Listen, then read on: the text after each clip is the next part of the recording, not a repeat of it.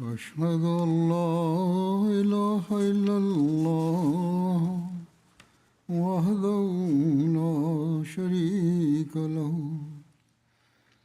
وأشهد أن محمدا عبده ورسوله أما بعد فأعوذ بالله من الشيطان الرجيم بسم الله الرحمن الرحيم الحمد لله رب العالمين الرحمن الرحيم مالك يوم الدين إياك نعبد وإياك نستعين اهدنا الصراط المستقيم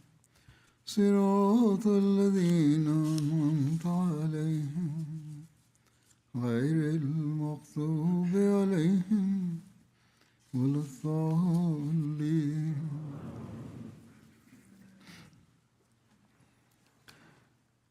अपने आका की इत्तिबा में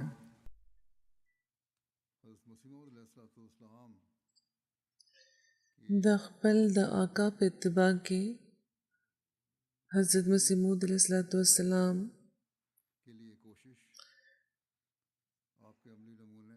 د توحید د قیام لپاره کوشش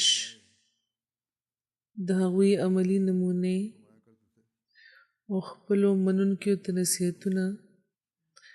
او څنګه د هغوی تربیت به هغوی فرمایلو حضور فرمایي چې دې باره کې به ځینې واقعات وړاندې کوم حضرت مسلم موعود رضی الله تعالی عنہ فرمایي حضرت مسیح موعود علیه السلام به فرمایل چې یو تن و چې زوی مړ شوی و او د هغه یو ملګري د افسوس لپاره هغه تللی و نو هغه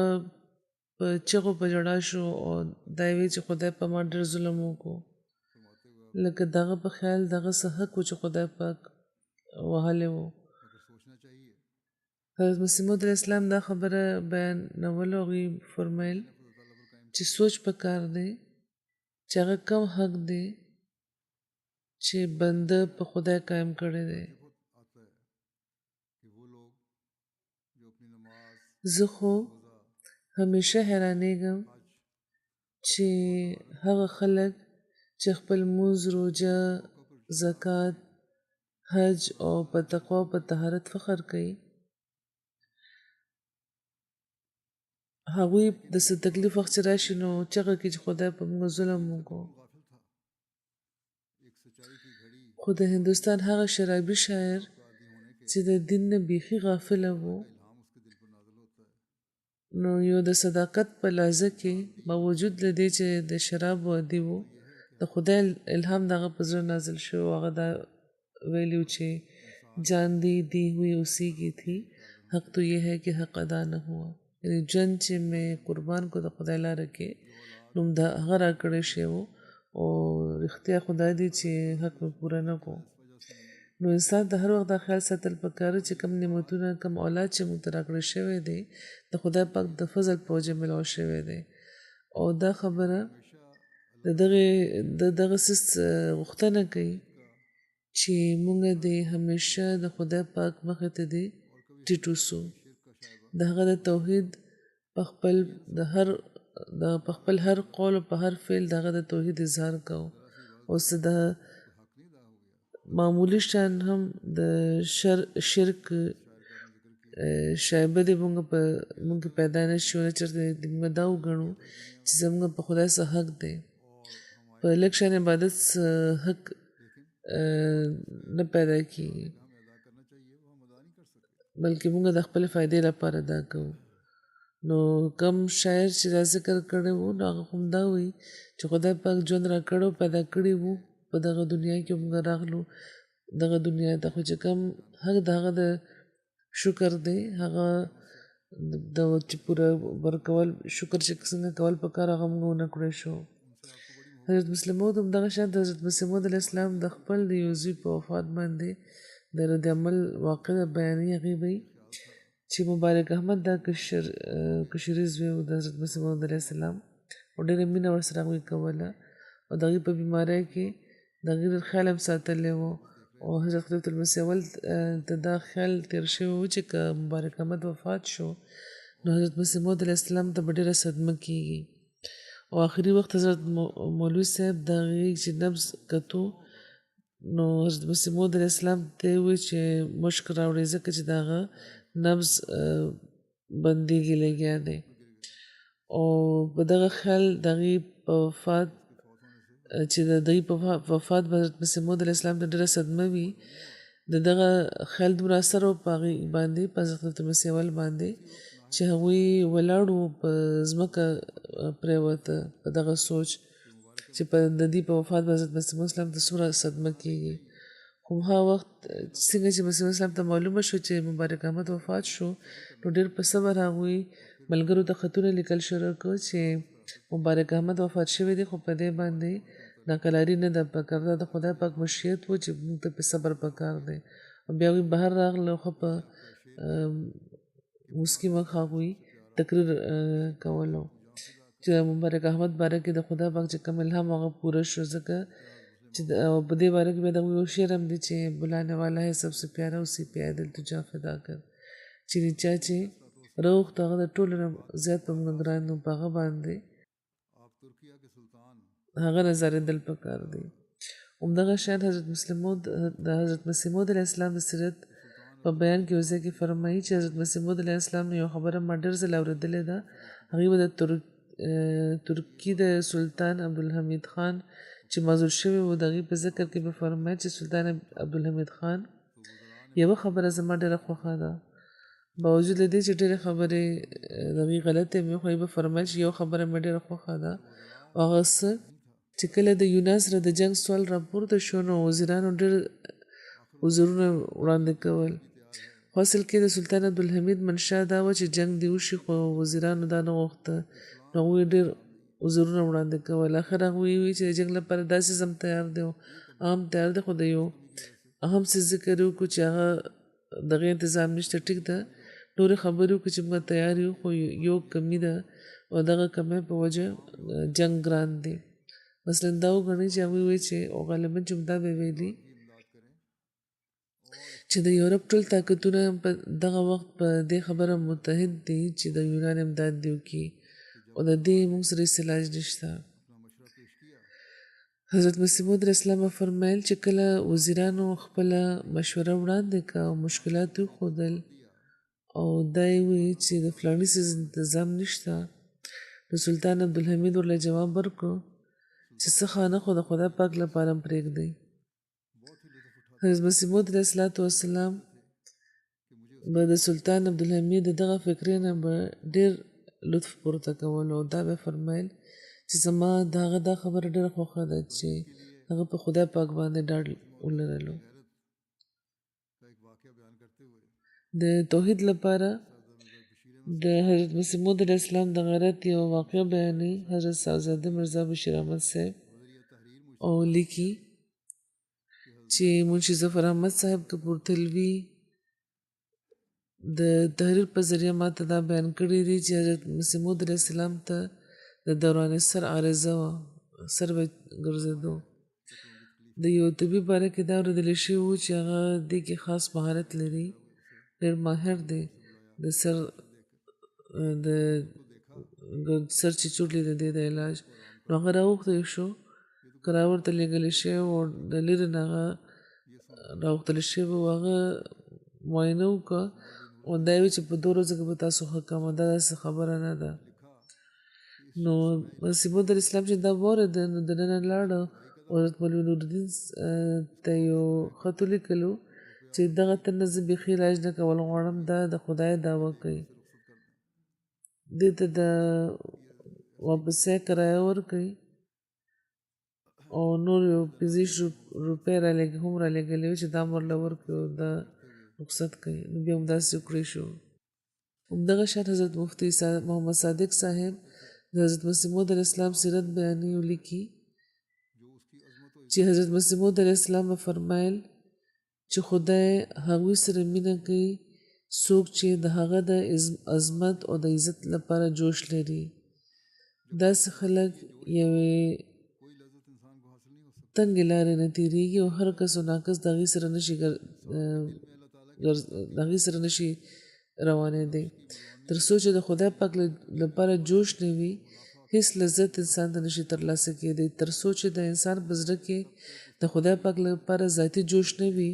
هغه د نفس د ملونین او د خپل د دنیا د فایدې او د منافع له خیال نه خالی نه وي، تر هغې د هغه یو عبادت او صدقه نه قبلېږي. دا ډېر اهم څیز دی. د خپل د نفس ملونی او د دنیا د فایدې او د منافع د خیال نه د انسان خالی چې څو پورې نه وي، نو تر هغې د هغه یو عبادت او صدقه نه قبلېږي. کم ته چې د خدای پاک لپاره جوش لري، هغه د نورو خلکو نه مخکې شي او داسې خلک د خدای پاک نه برکتونه بیا مومي. نو دعا د قبولیت لپاره دا ضروري ده، دا هم ضروري ده چې په توحید باندې د کامل یقین و انسان ته ایمان دی وي او د خدای پاک نه د دې مینې د ترلاسه کولو لپاره د دعا د ټولو نه مخکې وي. کم خلک چې دا لیکي چې موږ ډېرې دعاګانې وکړو، موږ دا وکړو، هغه مو وکړو، نفلونه مو کولو، صدقې مو ورکولې او زموږ دعا قبوله نه شوه، نو هغه د لږ په دغه خبره غور وکړي. دا نسخه حضرت مسیح موعود علیه السلام ښودلې ده. حضرت میرزا بشیر احمد صاحب د حضرت مسیح موعود علیه السلام سیرت بیانوي او یو ځای کې هغوی فرمایي چې خدای پاک هم حضرت مسیح موعود علیه السلام چې کومه دا مینه وه، د دې دغه دومره قدرشناسي ورته بخښلې وه چې د هغه د بې انتها د رحمت حق او د هغه بې نظیره د قدرشناسۍ شایان شان ده. نو خدای پاک مسیح اسلام ته وایي چې انت مني بمنزلة التوحید و تفریدی، یعنی ته په دې زمانې کې زما د توحید لمبردار ہے او د توحید چې کومه د ورک دولت دی دا چې په دنیا کې بیا قایمین یې مسیح محمدي، ته ما ته همداسې ګران یې لکه څنګه چې زما توحید و تفرید. او چونکې عیسایانو د دروغ او د افترا په تور خپل مسیح د خدای زوی جوړ کړی دی، نو ځکه زما غیرت دا غوښتنه کړې ده چې زه تا سره داسې مینه وکړم چې کوم د اولاد حق وي، چې په دنیا ظاهره شي چې د محمد رسول الله صلی الله علیه و آله وسلم چې کوم شاګرد وي، هغه د خدای پاک د اطفالو مقام ته رسیدی شي. او چونکې ته زما د محبوب د محمد مصطفی صلی الله علیه و آله وسلم د دین په خدمت کې شپه او ورځ مستغرق یې، دغه په مینه کې ورک یې، نو ځکه او دغه په مینه کې ډوب یې، نو ځکه زه تا د خپل دغه محبوب د روحاني فرزند په حیثیت کې خپل لازواله مینه او خپل دایمي معیت تمغه ته بخښمه. دا د دغه الهام مطلب دی چې حضرت مسیح موعود علیه السلام ته شوی و چې کوم ما اوس ویلی و. دغې په سیرت په لړ کې حضرت میرزا بشیر احمد صاحب یو ځای کې لیکي چې حضرت مسیح موعود علیه السلام د بعثت یو ډېر لوی غرض او غایت د اسلام خدمت او د توحید قیام و، او په دې زمانې کې د حقیقي توحید د ټولو نه زیاته مقابله چې د توحید چې کوم د حقیقي توحید د ټولو نه زیاته مقابله د مسیحیت سره و. او نن هم ځینې علاقو کې د توحید په شا د خطرناک شرک تعلیم ورکوي او حضرت مسیح ناصري نعوذ بالله د خدای پاک زوی ګرځوي او داسې د خدای پاک سره یو ځای کوي. نو ځکه حضرت مسیح موعود علیه السلام د عیسایت خلاف ډېر جوش لرلو، اوس هم هغوی چې کوم منصب د مسیحیت دغه یو ډېر لوی کار په حدیثونو کې کسر صلیب بیان شوی دی، نو ځکه به هغوی د حضرت عیسی علیه السلام په وفات باندې به ډېر زیات زور ورکولو، ځکه چې صرف د دغه خبرې په ثابتېدو د عیسایت خاتمه کیږي، یعنی د وفات مسیح په نتیجه کې نه خو الوهیت بیا باقي پاتې کیږي د حضرت عیسی علیه السلام، او نه د تثلیث نامو نښه قایمه پاتې کیږي، او نه د کفارې مسله په خپلو کمزورو خپو درېدی شي. بېشکه وفات مسیح چې کوم عقیده ده هغه طبعا د حضرت مسیح موعود علیه السلام د خپل صداقت د ثبوت لپاره هم یو وړومبی زینه ده، خو دغې مسلې اصل اهمیت چې کوم په وجه حضرت مسیح موعود علیه السلام په دې باندې زیات زور ورکولو، هغه د د موجوده مسیحیت چې کوم دی دغه د رد سره تعلق لري نو اکثر به وی فرمایل چې تاسو پرېږدئ چې مسیح مړ شي ځکه چې دی کې د اسلام ژوند دی کاش که زموږ نور مسلمانان وروڼه دې په دغه نقطه پوه شي او کم از کم د عیسایت په مقابله کې خو د زموږ سره زموږ همنوا شي د حضرت مسیح موعود علیه السلام دعوه منل یا نه منل دا خو بېله خبره ده خو کم از کم دومره خو دې ومني یعنی په کومه خبره چې د اسلام برتري ثابتېږي د عیسایت چې کوم باطل عقاید یو په دې زمانه کې د دغه عقایدو عالمگیر انتشار د حضرت مسیح موعود علیه السلام په زړه باندې د دې دومره لوی بوج و چې هغوی بل ځای کې د تکلیف نه ناقلاره شو ډېر په جلال هغې فرمایي چې زه هر وخت په دغه فکر کې یم چې زموږ د عیسایانو څه طریقه سره د فیصله وشي زما زړه د مرده پرستۍ د فتنې نه وینې یعنی ژوبل دی او زما زړه عجیبه په تنګۍ کې دی چې دینه زیات به د زړه د درد نور څه مقام وي چې یو عاجز انسان چې کوم دغه خدای جوړ کړی شو او یو د خاورو موټی رب العالمین وګڼلی شو زه چې کله د دغه غم نه به زه فنا شوی وي که زما مولا زما قادر التوانا خدای ماله تسلي نه وي راکړې چې اخره به د توحید فتح وي حضرت مسیح اسلام فرمایي چې خدای پاک دغه خبره نه خبر دی هغه په هره خبره بهتره ګواه دی چې هغه څه چې دغه په لاره کې مله ټولو نه مخکې راکړی شوی و هغه قلب سلیم و داسې زړه چې حقیقي تعلق د هغه د خدای نه بغیر بلې چا سره نه و زه په یو زمانې کې ځوان اوس بوډا شم خو د عمر په یو برخه کې د خدای پاک نه بغیر بل چا سره ما خپل حقیقي تعلق نه دی بیا موندی د مینې د دغه ګرمۍ په وجه زه بیخي په داسې مذهب نه راضي کېږم چې عقاید د خدای پاک د عظمت او د وحدانیت په خلاف وي یا څه قسمه د توهین مستلزم وو همدغه وجه د عیسائی مذهب زما خوښ نه شو ځکه چې هغه په هر قدم کې د خدای پاک د عزوجل توهین دی او یو عاجز انسان چې د خپل نفس مدد نه باندې قادر نه و هغه خدای وګرځولی شو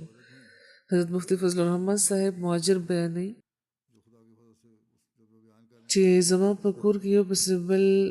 دوه جنکۍ پیدا شوې وې دوه لوڼه او د خدای پاک په فضل چې کله دی بیانوي چې هغه وخت ژوندی دي او نه پس یو زوی پیدا شوی و او هغه نه خبرې کولی شو او نه اورېدی شو وړومبی زوی مې عموما به بیمار و او دویم چې کوم و دا لږ هوښیار و تندرسته و چې کوم وړومبی و د هغې نه نو هغه به بیمار و خبرې به نه شوه کولی نه به اورېدی او دویم لږ پیدا شو نو هغه تندرسته و او د هغه عادتونو او شکل او صورت داسې وو چې زړه به یې راکاږل او په وړوکي عمر کې به هغه به د کور ټول کارونه کول او په لږه اشاره به هغه پوه شو په خبره ډېر هوښیار او ذهین و او په دغه وجوهاتو زما مینه د هغه سره ډېره زیاته شوه نو هغه وړومبی زوی مې د 4 کالو و نو وفات شو چې کوم بیمار و او دا دویم چې کوم و دا د 4 کالو و نو هغې باندې هم تبه راغله ما ډېر علاج وکړو خو څه افاقه نه ښکارېده او چې د هغې بیمارۍ ته د 15 ورځې تېرې شوې نو سرسام شو ورته دماغ په پردو کې پړسوب راشي ما د زه صاحب په خدمت کې د دعا لپاره یو خط ولیکلو چې دا ډېر زوی په ما ګران دی د لپاره دعا وکړي چې بچ شي نو په دې هغې جواب راکړو چې زه به انشاءالله دعا کوم او خو که تقدیر مبرم دی نو دا بیا نشي ځنډی دی نو چې دا ما ولوسته نو ما ته یقین شو چې دا ماشوم به نه بچ کېږي نو د هغې په 14مه ورځ دغه حالت ډېر نازک و او حضور هغه ورځ د ګورداسپور والا چې کوم تاریخ و په هغې باندې هغه له روان و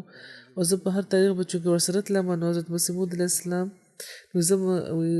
حاضر شوم تلو لپاره چې هغوی کله کور نه بهر تشریف راوړه نو مخکې زه مخاطب کوم راته وفرمیل چې ستا د زوی څه حال دی ما ورته عرض وکړو چې حضور راشي کور ته کور د جوخت دی وګورې ډېر بد حاله دی وایي چې زه کور ته چې هغوی چې کور ته راغلو ماشوم مې ولیده نو هغوی وایي چې ته نن ګورداسپور ته مه ځه موږ سره او هغوی بیا پخپله تشریف یوړو په سفر او بله ورځ بیا 4 بجې هغه ماشوم وفات شو وی هغې نه په بله ورځ حضور 10 بجې ګرداسپور نه واپس راغله تشریف یې راوړو امام چې واورېدل د مسافر لپاره ورغلمه وی زما په غېږ کې وړه لور وه چې دا زوی نه کشره وه نو حضور چې زه ولیدم نو راته وفرمیل چې ستا د ماشوم په وفات زه ډېر خفه یم خو زما دا خیال دی چې ستا مینه د هغه سره د شرک تر حده رسېدلې وه نو ځکه د هغه ژوندی پاتې کېدل ګران ښکارېده بهرحال ما ستا د زوی لپاره ډېر دعاګانې کړې دي نو خدای پاک به تعالی نعم البدل درکړي او هغه به اوري او خبرې به هم کوي صحتمند به وي نو یا نه پس ته وایي چې فضل کریم پیدا شو د هغوی د یو زوی نامه فضل کریم وه بیا عبدالحفیظ پیدا شو بیا 2 ځل ضایع شوي ماشومان دواړه زامن وو خو هغه ضایع شو او بیا بهرحال وایي 2 بچي ژوندي پیدا شو بیا یو بل زوی پیدا شو عبدالله بیا عبدالکریم پیدا شو اینه پس احمد پیدا شو د خدای پاک په فضل بیا 5 بچي د هغه نه پسې پیدا شو نو خدای پاک په فضل ټول ژوندي دي او اوږد عمر لوی عمر یې تېر کړی و نو خپل صحابات ته هم حضرت مسیح موعود علیه السلام د توحید هر وخت سبق ورکولو او د هغې د دلدارۍ لپاره به دعا کړې وه بیا او خدای پاک بیا هغې دعاګانې قبولې کړې وې 15 زامن یې ورله ورکړي وو حضرت مسیح موعود علیه السلام فرمایي چې خدای پاک دا غواړي چې هغه ټول روحونه چې د ځمکې په متفرقو آبادو کې آباد دي که یورپ دی او که ایشیا ده او دا ټول چې نیک فطرت لري د توحید طرف ته دې راکاږي خپل بندګان دې په یو واحد دین راغونډ کړي همدا د خدای مقصد دی چې ورلپاره زه دنیا ته رالېږلی شوی یم نو تاسو د دغه مقصد پیروي وکړئ خو په نرمۍ او په اخلاقو په دعاګانو باندې په زور ورکولو بیا هغوی فرمایي چې زما ټوله خوشحالي هم په دې کې ده او زما د بعثت اصل غرض هم دا دی چې د خدای پاک توحید او د رسول کریم صلی الله علیه وسلم عزت په دنیا کې قایم شي حضرت پیر افتخار احمد صاحب د هغې سیرت بیانوي او فرمایي چې د حضرت مسیح موعود علیه السلام یو خادم و چې نوم یې پیره دته و وایي موږ به ټولو هغه ته دا نامه اخسته پیران دته خو حضور علیه السلام به چې کله هغه ته اواز کولو نو پیري دته به ورته فرمایل پیري دته پیران دته نه یعنی زما د پیر خدای ورکړی شوی دا هغه توحید دی چې حضور د خدای پاک فرمایي چې خذ التوحید یا ابناء الفارس چې د فارس زامنو توحید ونیسئ نو دا الهام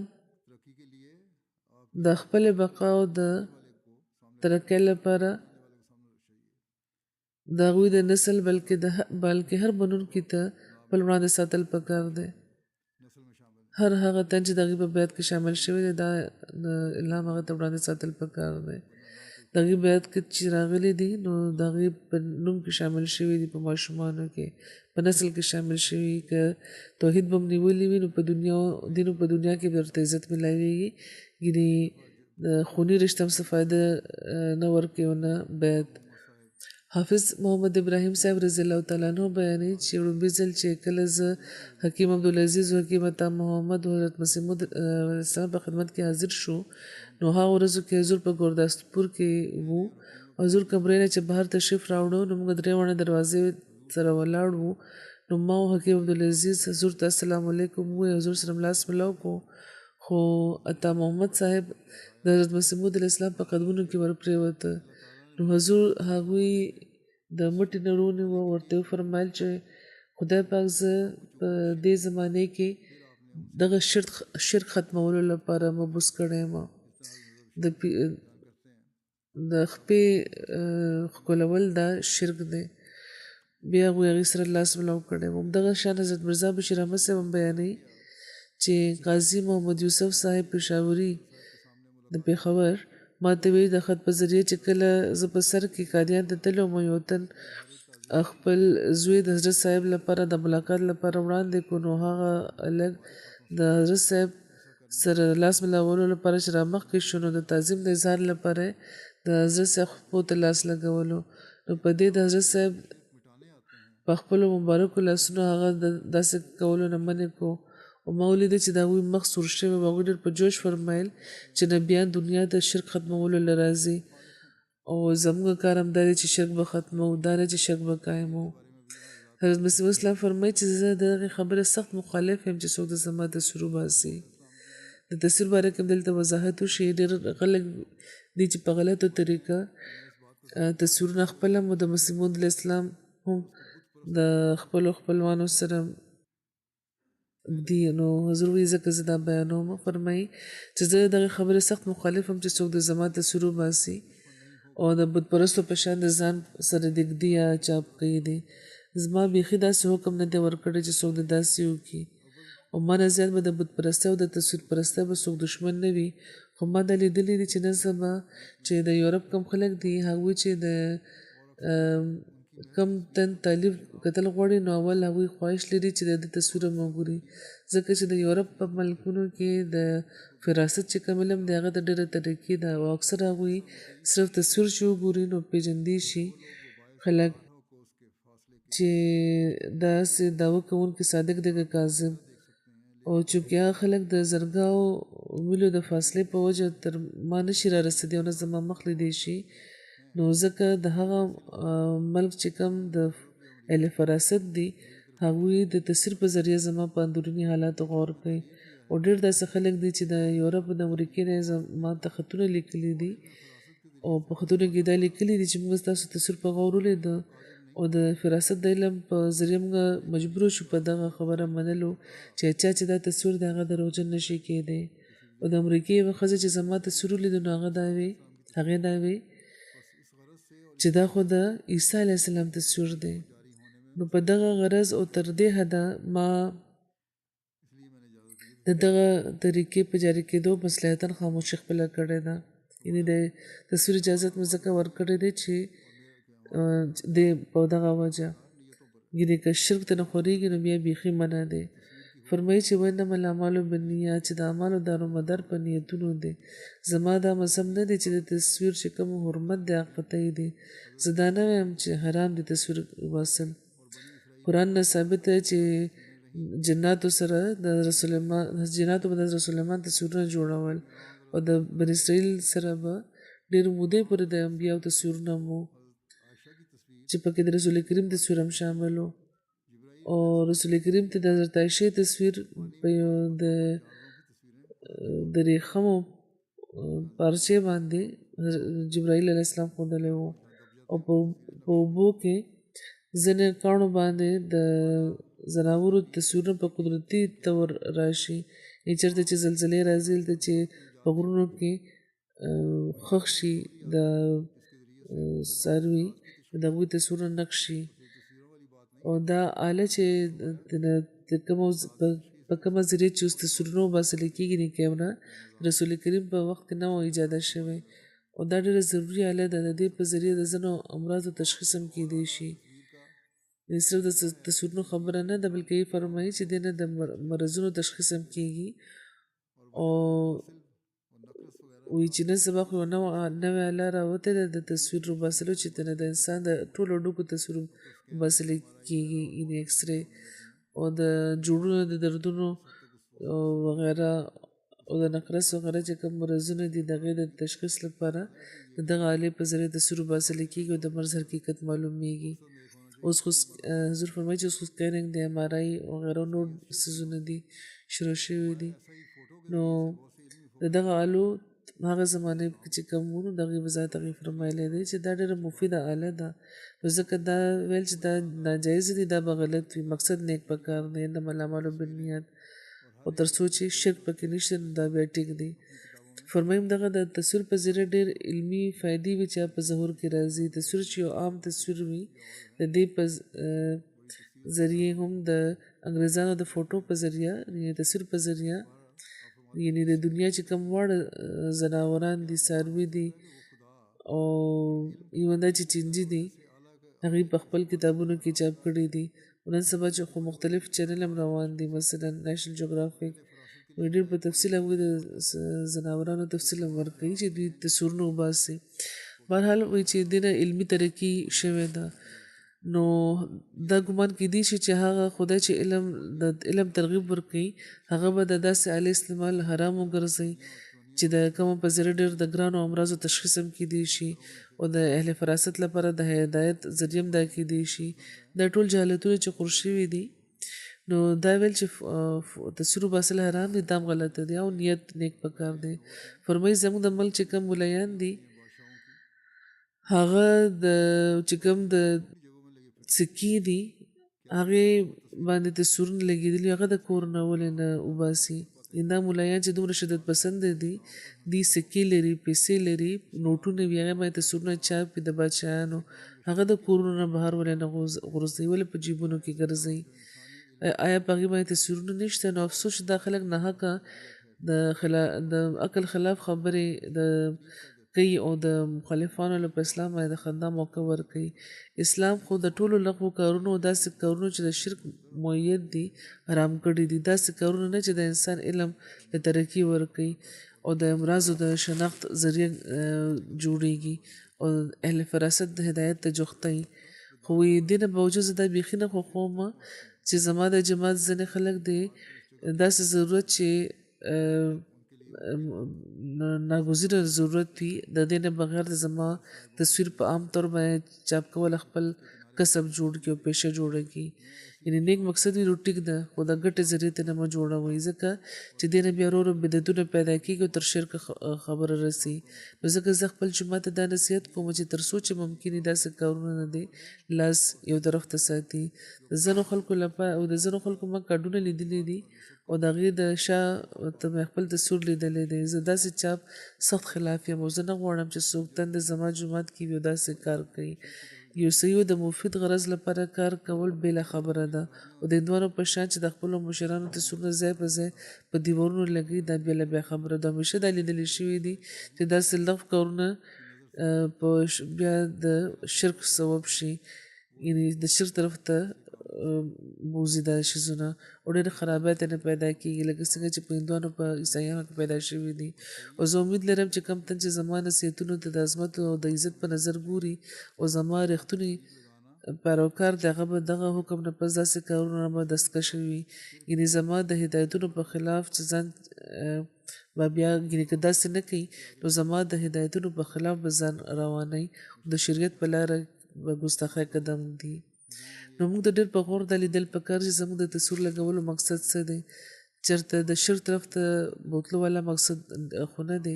تصویرو ته سلام کول دغې مخې ته ټیټېدل دا ټول مشرکانه خیالات دي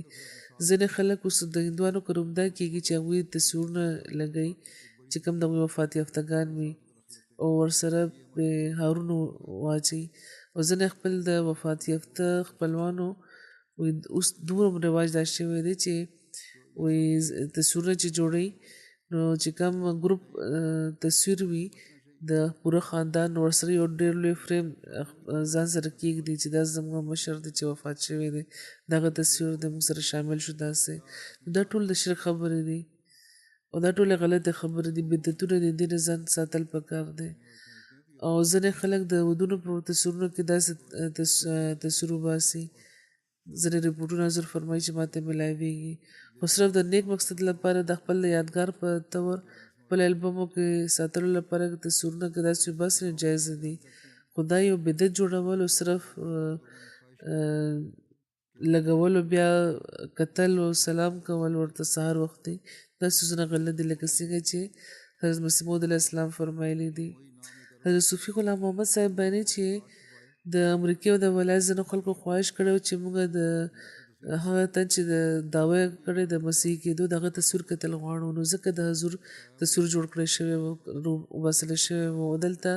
عبدالمحین نوم یو عرب اوسېدو هغې ډېر کارډونه چاپ کړي وو هغې باندې د حضور تصویر بیا چاپ کړی و چې حضور ته دا معلومه شوه چې کارډونه باندې د هغوی تصویر چاپ شوی دی په پوسټ کارډونو نو هغوی ډېر خفه شوي وو او هغوی دا وی چې د یو دیني ضرورت لپاره چې ما تصویر ویستی دی نو زه دا نه خوښوم چې زما تصویر د معاش ذریعې جوړه شي داسې چې یعنې هغه بیا د شر طرف ته انسان بوځي نو بیا هغه کارډونه تلف کړی شو حضرت مولانا غلام رسول راجګي صاحب باندې چې کله ما د حضرت مسیح موعود علیه السلام بیعت وکړو نو ما د مسیح اسلام په خدمت کې دا ولیکه چې ما به دا وظیفې کولې ورځ مې دا وکړه چې کله نه چې ما بیعت کړی دی ستاسو نو لکه څنګه چې پیران وي نور د هغوی مریدان د هغوی تصور په زړه کې راولي نو په دغه خیال چې د هغه وړو وړو پیرانو مریدان چې د هغوی تصور داسې راولي په زړه کې نو زما چې کوم پیر دی او مرشد دی هغه د خدای مسیح موعود دی او مهدي موعود دی نو زه ولې د هغه تصور د زړه ته رانولم یعنی د هغه د تصور نقش په زړه کې کښېنوم او بیا هر ورځ دی د هغه تصور راولم ځان ته او هر مقصد د پوره کولو کوشش دی کوم او د هغوی تصور یعنی د مسیح اسلام تصور د ټولو پیرانو تصور نه زیات با برکت او مفیده به وي نو مسیح موعود علیه السلام نه تپوس کولو چې دا جایز دي که نه نو مسیح اسلام چې دا لیکلي نو راجګي صاحب چې دا لیکلي مسیح اسلام له جواب ورکړه د حضرت مولوي عبدالکریم صاحب د لاس لیکلی خط هغې ته میلاو شوی و د مسیح اسلام له طرفه چې ورباندې دا لیکلي وو چې د مخلوق تصور نه د شرک نه بغیر بله څه نتیجه نشته یعنې دا تصور چې تاسو کوئ د دې نه مو شرک نتیجه پیدا کیږي او د خدای پاک د ذکر لپاره د خدای پاک نوم کافي دی او درود ویل پکار دی چې ورباندې رسول کریم د سنت مهر دی د دغه خط میلاوېدو نه پس ما هغه تصور هغه وخت پرېښودو او ټولې سلسلې د سابقه وظایفو مې هغه وخت پرېښودی حضرت ماسټر سید نذیر احمد صاحب وایي چې ما ته سید فضل شاه صاحب مرحوم د قادیان مهاجر بیانول چې یو ځل یو ملګري حضرت مسیح موعود علیه السلام نه د کیمیاګرۍ باره کې تپوس وکړه نو حضور علیه السلام ورته فرمایلی وو چې کیمیاګران د رزق په لټون کې داسې ځای ځای کې ګرځي خو هغوی د هغو اسبابو نه صحیح کار نه اخلي د هغه صحیح اسبابو نه کار نه اخلي چې خدای پاک په جایز طور د رزق لپاره د رزق د لټولو لپاره د رزق ترلاسه کولو لپاره مقرر کړي دي کیمیاګرو ته خو د توکل مقام نه ملاویږي او مځکه خو هغوی صحیح او جایز ذریعې پرېښي وي او په خپله یوه لاره جوړه کړې وي او نه خبر چې خدای پاک فرمایي چې فی السماء رزقکم فرمایي چې فی السماء رزقکم وما توعدون نو موږ خدا سي خلک ټول مشرکان ګڼو خدای پاک خپل په پاک کلام کې مؤمن ته د یو کیمیا نسخه ښیي چې ورباندې عمل د خدای پاک رزق ورکوي د اسمان نه لکه څنګه چې هغه لوز کړی دی چې دا هغوی ته میلاویږي چې دغه طرف ته ټیټیږي فرمایي چې خدای پاک مؤمن ته د کیمیا دا نسخه ښودلې ده ورباندې په عمل انسان حقیقي کیمیاګر شي او خدای پاک دغه هر ضرورت پوره په خپله پوره کوي نو خدای پاک دا لوز دی خدای پاک فرمایي چې ومن یتق الله یجعل له مخرجا ويرزقه من حيث لا يحتسب یعنې وګورئ چې کله متقي د ټول جهانونو نعمتونه ورکړي کېږي نو بیا هغه د چا محتاجه کېدی شي څوک چې تقوا خپلوي نو هغې له خدای پاک داسې سامانونه پیدا کړي داسې ځایونه د ورله رزق ورکړي چې د هغوی ګمان هم نه لري نو فرمایي چاته چې د جهان نعمتونه ورکړی شي نو بیا د هغه د چا محتاجه کېدی شي یعنې متقي زه خو دا وایم چې کیمیاګر خپل هغه وخت چې په کیمیاګرۍ کې ضایع کوي که په خپل پیدا کوونکي دومره وخت هغه ولګوي نو خپل د زړه ټول خواهشونه به بیا مومي په شرط دی چې هغې دې په تقوا باندې په صحیح طور قایم شي نیک فطرت د خلکو باندې د مسیح موعود علیه السلام د توحید د کلام او د هغې د دغه چې کوم عمل او د هغې سره به څنګه کېدو دې باره کې یو مخلص ازبرګ روایت دی چې حضرت مرزا بشیر احمد صاحب بیان کړی دی میر عبدالرحمن صاحب د رینج افسر د بارامولا کشمیر هغوی د تحریر په ذریعه وایي چې زما والد صاحب مخکې حنفي او بیا اهل حدیث شو او هغه وخت هغوی خپل ملګري مولوي محمد حسن صاحب مرحوم چې اسنور اوسېدونکي وو هغې به وی چې موږ د ډېر د موحد کېدو لوز کوو خو ممکن لوز کوو خو ممکنه چې یوه داسې ډله راشي بله چې موږ هم مشرکان وګرځوي والد صاحب فرمایي چې همداسې شي ځکه چې موږ به حضرت عیسی علیه السلام ګڼلو چې هغوی مړي راژوندي کوي او د مرغو خالق هم هغوی منلو خو چې کله زما وګونو ته دا شعر د مسیح موعود علیه السلام راغلو چې है वही अक्सर परिंदों का खुदा इस खुदा दानी पे तेरे मरहबा मौलवी साहिब यही तौहीद है सच कहो किस देव की तकलीद है यानी هغه ته د اکثرو مارغانو خدای وایي او مرحبا ستاسو په دغه خدا دانه باندې نو که مولوي صاحب همدا ستاسو توحید دی نو د رښتیا راته وایي چې د کم دیو تقلید کوئ نو هغه وخت زه په هوش کې راغلم او ما تاسو دواړه وروڼه سرینګر ته خپل ماما سره پرېښود یو قادیان ته پیدل لاړم هلته مې بیعت وکړو او دغه خبرې نه ماته تبلیغ شوی و حضرت مولوی غلام رسول راجکی صاحب بیانی مولانا غلام رسول راجکی چې غالبا د کال 1901 ذکر دی چې ځل حضرت مسیح موعود علیه السلام په بارګاه کې زه حاضر وم چې رسول چې هغوی د توحید باره کې یو تقریر فرمایلو ورشاد یې وکړو چې ځینې وخت د چا پیدایستان په جواب کې انسان الحمدلله په ځای صرف جزاک الله وی حالانکه که په غور ورته وکتې شي نو د معرفت له رویه دا کلمه په ځان کې د شرک اړخ لري ځکه چې احسان کوونکي په ذات او هغه څه چې دغه په ذریعه هغه محسن شو هغه حقیقت کې د خدا پاک پیدا کړی دی نو ځکه ممنون احسان ته پکار دی چې هغه د جزاک الله ویل نه مخکې د خدای پاک توصیف او تحمید بیان کړي او په احسان د الحمدلله وایي ځکه چې د معرفت او د حقیقت په لحاظ دا ضروری دي چې ټولو نه مخکې د خالق اسباب مننه وکړي شي او بیا د جزاک الله ویل شي هغه تن ته حضرت بھائی عبدالرحمن صاحب قادیانی د حضرت مسیح موعود علیه السلام د آخري سفر چې کوم د لاهور دغه په تفصیلاتو باندې مشتمل یو مضمون لیکلی و هغې کې لیکي چې ورځ شوه نو منتظمینو د دعوت انتظامات شروع کړ او بیا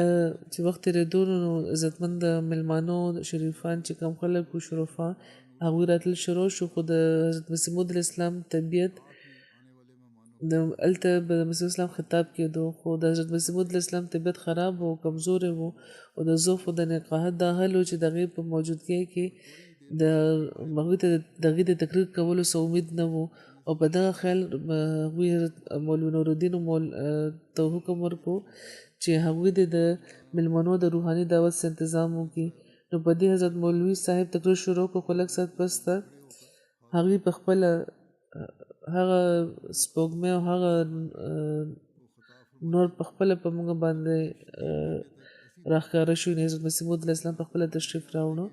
او حضرت مولانا نورالدین تقریر بند کو حضور په خپله ودرېدو حاضرینو ته خطاب فرمایلی و او تر 3 غنټو پورې هغوی داسې او پر زور او یو خو د یو طرف ته خو د بیمارۍ هغه حال و چې ودرېدل هم ورته ګران و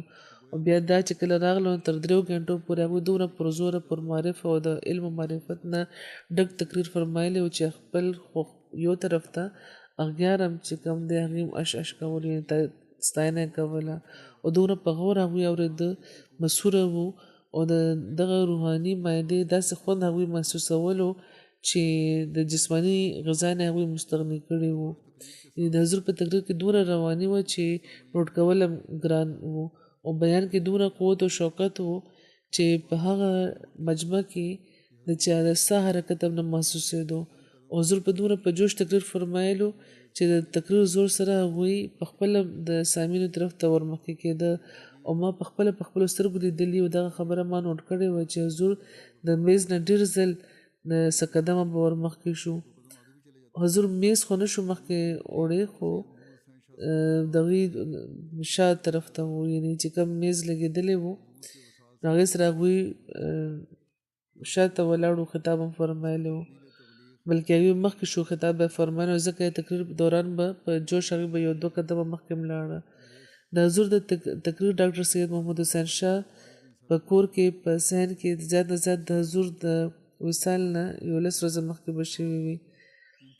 او د دې ته به هغوی تکمیلي تبلیغ او د اتمام حجت په نامه به دا یادولو او د هیڅ چې کوم ماهر دي ماهران هغې سره د مکالمه د خواجه کمال الدین صاحب د کور چې کومه برنۍ برخه وه هغې نه مخکې شوې وه ډېر تبلیغي قسمه دوره وه او دغه تقریرونه واړه واړه تقریرونه هم هغوی فرمایلي وو بیا لیکي چې دغه دوره هندوانې ښځې وې د پیغام رسول الله د تصدیق دوران هغوی د مسیح اسلام د دیدن لپاره د یو وخت په صورت کې راغلی وې نو ډاکټر سید محمد حسین شاه صاحب په کور کې و هغه ټایم کې مسلم اسلام حضور چې ډېر مصروف و نو هغوی ډېر زر رخصتول غوښته هغوی عذر وکړو زور دا ورکول څه نصیحت دې ورته وکړی شي په داسې رنګ کې هغوی درخواست کړی و چې حضور باوجود د ډېر مصروفیت د هغوی درخواست قبول کړو د توحید تلقین ورته فرمایلی و د بتپرستۍ نه منع کړي وو او خدای نه د دعا تاکید ورته فرمایلی و دا واقع بیخي د آخري یو 2 ورځو ده اصل کې هغه ښځه چې ښځې به هغې ډېر ساعت پورې ایسارېدل غوښته او د حضور د خولې نه ډېر څه هغوی اورېدل غوښته خو د حضور د ډېرو مصروفیاتو په وجه هغوی په نظر هلته نه پاڅېدې همدغه شان یو بل تقریر هغوی د بعضو فکراتو په وجه نه زده چې آخري تقریر د هغې په وجه مشهور او زمانه زد دی خدام و په دې هغې کې حضور فرمایلی وو چې عیسی پرېږدي چې مړ شي په دې کې د اسلام ژوند د مسیح محمدي راتلو ته پرېږدي چې په دې کې د اسلام زبرګي ده او دا د هغوی د توحید د قیام لپاره ناقلاري و چې د بیماریو د مصروفیت نه باوجود د اسلام پیغام او د توحید پیغام رسول لپاره هغوی د هېڅ خبرې پروا نه وه کړې نو دا توحید پیغام او د هغوی خپل د ژوند برخه جوړولو لپاره د هغوی کوششونه و چې نن د مسیح محمدي د غلامانو کار دی خدای پاک د موږ توفیق راکړي دا د پوره کولو حضور فرمایي چې د دنیا حالاتو په خاص توګه د مسلمان دنیا د حالاتو لپاره ټول خبر یې چې سره روان دي ډېر د دعا ضرورت دی د جنګبندۍ هسې خو اعلان شوی دی خو دا نه ښیي چې ډېر ساعته پورې به وي اوس نه پکې اوس نه دا ختم په دې کې درړونه راتلل شروع شوي دي د اسرائیل حکومت کوشش دی چې په څه طریقه په لبنان باندې حمله وکړي او ایرانیانو له دې اشتعال ورولي او هغوی دې بیا جواب ورکړي اوس خو ځینې د یورپ لیډران هم دغه فعل مذمت کړی دی خو د اواز خو یې پورته کړی دی خو څه د اخلاق اظهار کړی دی خو دوی تر همدومره دی پورې وي همدومره اخلاق دی دې نه زیات به دوی نه کوشش کوي نه دی کې